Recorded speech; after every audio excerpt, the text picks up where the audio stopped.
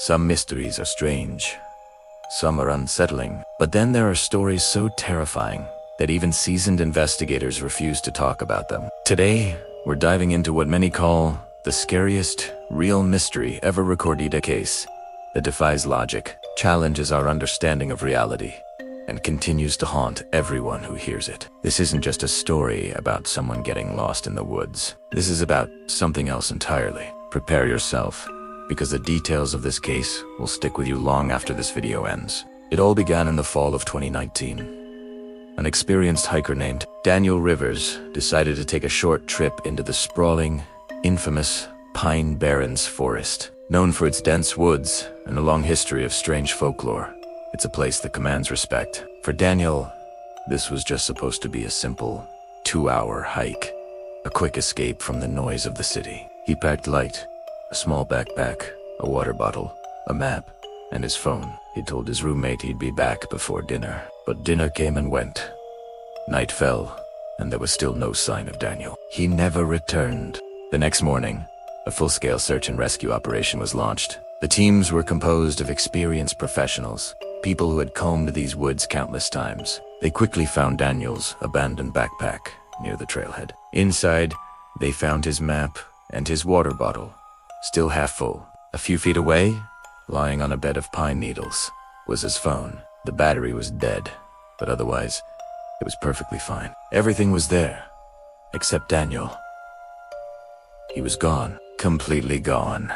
What immediately struck the search teams as odd, and frankly, impossible, was the condition of the area. The ground was soft from a recent rain, a perfect surface for leaving tracks. Yet, around Daniel's belongings, there were only his own footprints leading up to the spot.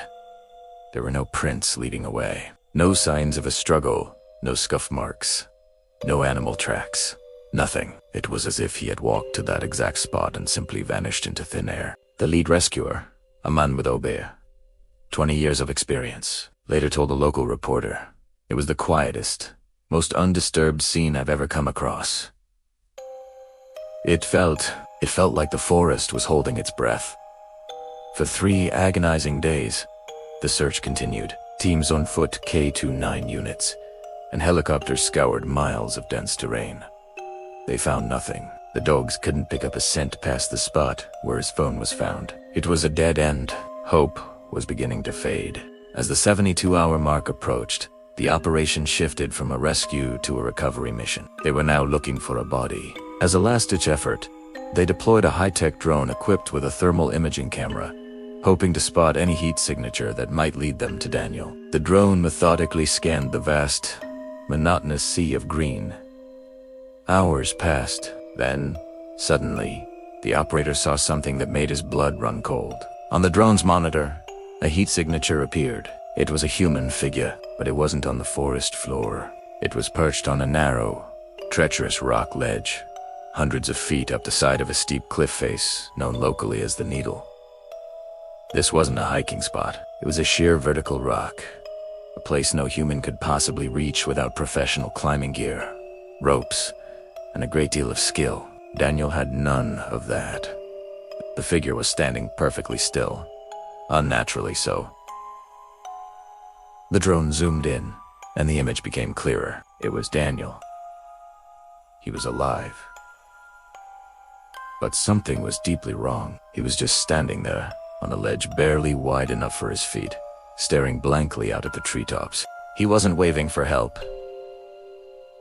He wasn't trying to move. He was just there, as if he had been placed there like a statue. The rescue team was baffled. How did he get up there? A specialized climbing team was immediately dispatched. The ascent was perilous, taking them over 2 hours. As they cautiously approached the ledge, they called out to Daniel. He didn't respond. He didn't even turn his head. He just kept his gaze fixed on the distant trees. With a haunting, vacant look on his face, he seemed completely disconnected from the world, unaware of the danger or the rescuers right beside him. When they finally secured him in a harness and began the slow, careful process of getting him down, he remained silent. It wasn't until his feet touched the solid ground of the forest floor that he finally spoke. A paramedic asked him if he was okay, how he got up there. Daniel looked at him, his eyes filled with a terror that was hard to comprehend, and said just one sentence: "I didn't climb there. Something carried me." He refused to explain further. He wouldn't say another word about it. At the hospital, he was physically fine. No dehydration, no major injuries, just a few minor scratches you'd expect from being in the woods. But mentally, he was somewhere else. Every time investigators tried to question him about the missing 72 hours, he would become agitated, his voice dropping to a panicked whisper as he repeated the same chilling phrase over and over. It wasn't human. Frustrated and looking for answers, the investigators went back to the only piece of evidence they had: the drone footage. They decided to analyze it frame by frame, looking for any clue, anything they might have missed. As they slowly scrubbed through the footage of the moment the drone first spotted Daniel on the ledge, one of the technicians suddenly froze. They rewound it and played it again, one frame at a time, and there it was. For a single, fleeting frame of fraction of a second, Daniel was not alone on that ledge. Looming behind him, partially obscured by his body, was a tall, dark figure. It was not a shadow cast by the rock. It was not a glitch in the camera. It was a solid, three-dimensional shape. It was unnervingly tall, seemingly towering over Daniel, with impossibly long, thin limbs. It was upright, humanoid in its basic shape, but its proportions were all wrong. It was a silhouette, a void of black against the bright sky, and in the very next frame, it was gone. Vanished. The footage was sent to specialists for analysis. They couldn't explain it. They ruled out a digital artifact, but couldn't identify what it was. About a week after his rescue, back in the safety of his home, Daniel finally broke his silence. He spoke to a single, trusted detective, recounting a fragmented and terrifying memory. He said that, on the day he disappeared, as he was hiking, he heard a voice calling his name from deep within the trees. The voice was gentle and familiar. He said it sounded exactly like his mother, who had passed away years earlier. Confused and curious, he left the trail and followed the sound. He walked deeper and deeper into the forest, the voice always just ahead of him. Then, abruptly, the voice stopped. The entire forest went completely, unnaturally silent. No birds, no wind, nothing. He said a feeling of absolute dread washed over him. That's when everything went black. He has no memory of what happened next. His next conscious thought was waking up, cold and disoriented, on a rock ledge. But he did remember one last thing. Just before he blacked out in the forest, he looked up and saw a face in the shadows between the trees. A face with large, glowing eyes, just watching him.